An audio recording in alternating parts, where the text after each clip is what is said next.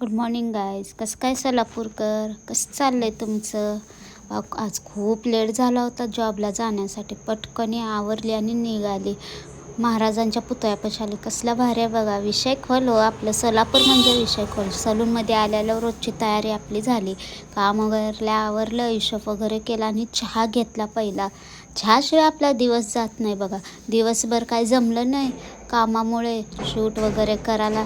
संध्याकाळी निवांत झाल्यानंतर थोडासा शूट वगैरे केला. घरी आले की अंडा भुर्जी खाण्याची इच्छा खूप म्हणताना खूप झालेली होती.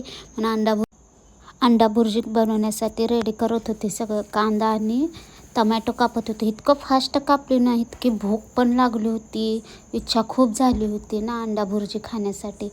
पटकनी कांदा वगैरे कापला आणि फोडणी वगैरे दिली का बघा.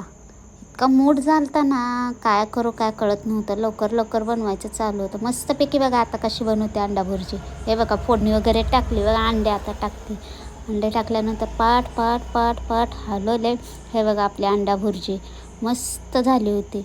पहिला घास खाल्ल्या इतकं छान वाटलं ना राव, काय सांगू. आजचा ब्लॉग कसा वाटला कमेंटमध्ये नक्की सांगा तुम्ही.